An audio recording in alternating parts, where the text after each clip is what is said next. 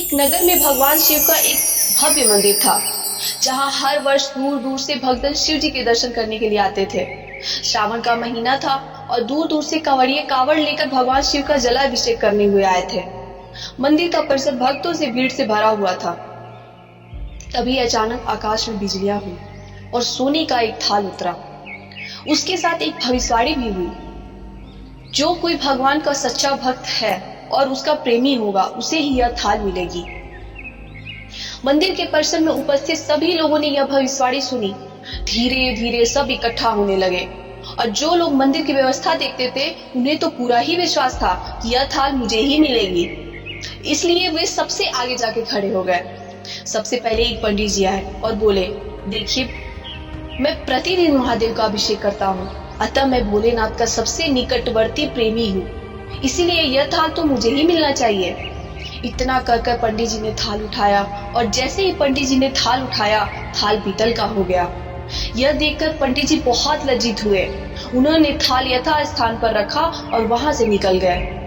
इसी प्रकार वहां सब उपस्थित सारे पंडितों ने खुद को आजमाया, लेकिन शायद उनमें से कोई सच्चा भक्त नहीं था।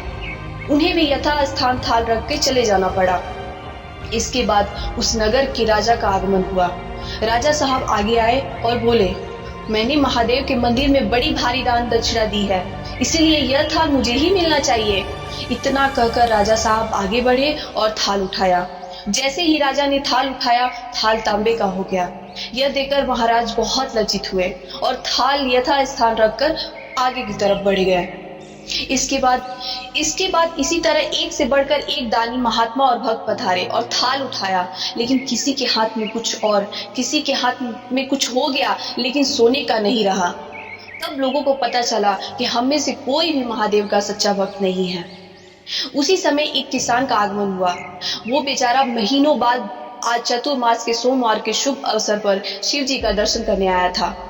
गरीबी और गृहस्थी के बोझ तले दबा दिन रात खेतों में मेहनत मजदूरी करके अपना और अपने परिवार का गुजारा करता था। अभी रास्ते में आ ही रहा था कि कोई भिखारी मिल गया और कुछ खाने को मांगने लगा। इस किसान को दया आ गई और अपने खाने को जो लाया था उसने उस भिखारी को दे दिया। थाल के बारे में उसने सुना नहीं था, लेकिन उस पर कोई ध्यान नहीं दिया। सीधा मंदिर गया और महादेव का पूजन करने लगा। पूजन करके बाहर आया। परिक्रमा करने जाने को हुआ, तब पीछे से एक व्यक्ति ने बोला, भाई तुम भी थाल उठा के देख लो, हो सकता है तुम ही सच्चे भक्त निकले। किसान को लगा कि उस व्यक्ति ने उसके साथ मजाक किया है। किसान ने हंसते हुए कहा, भाई मैं कहाँ कोई पूजा पाठ करता हूँ, महीनों बाद तो एक आध बार मंदिर आ पाता हूँ, मैं काय का सच्चा भक्त। वह अजनबी बोला, भाई हम तो देख चुके हैं, हमारी भक्ति तो 2 कौड़ी की भी नहीं है। अब तुम ही अपना हाथ लगाकर देख लो, सोने का थाल मिले ना मिले, किंतु ये तो पता चल जाएगा कि तुम्हारी भक्ति में कितनी सच्चाई है। लोगों ने बहुत आग्रह किया। उसके बाद उसने आखिरकार थाली उठा लिया। जैसे ही उठाया, लोगों को आश्चर्य का ठिकाना नहीं रहा। सोने का थाल रोशनी से चमचमाने लगा। यह सब देख के लोगों की खुशियों की लहर दौड़ पड़ी। सभी लोग उसके जय जयकार लगाने लगे और पूछने लगे, भाई तुम ही तो सच्चे भक्त हो, अब हमें भी बता दो कैसी भक्ति करते हो जिससे महादेव तुम मुझसे इतने प्रसन्न हैं।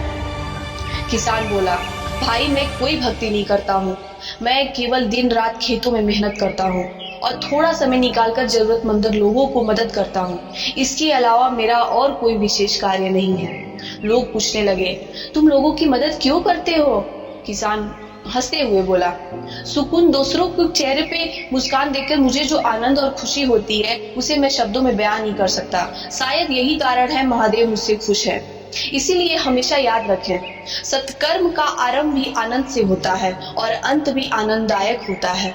दुष्कर्म का आरंभ भी दुख से होता है और अंत भी दुखदायक होता है।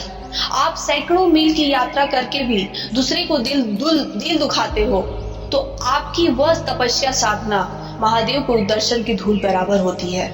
इस कहानी से हमें ये सीख मिलती है कि भगवान हमसे दान पुण्य नहीं मांगते, भगवान हमसे सच्ची भक्ति मांगते हैं। अगर आप किसी से ईर्ष्या करते हो, आप किसी का गलत चाहते हो, तो भगवान को पूरा बढ़िया से नाम जप करते हो, भगवान इससे खुश नहीं होते हैं। भगवान आपके कर्मों से खुश होते हैं। अगर आपका कर्म अच्छा रहेगा, भगवान ऐसे ही खुश रहेंगे। जय शिव शंकर। ओम नमः शिवाय।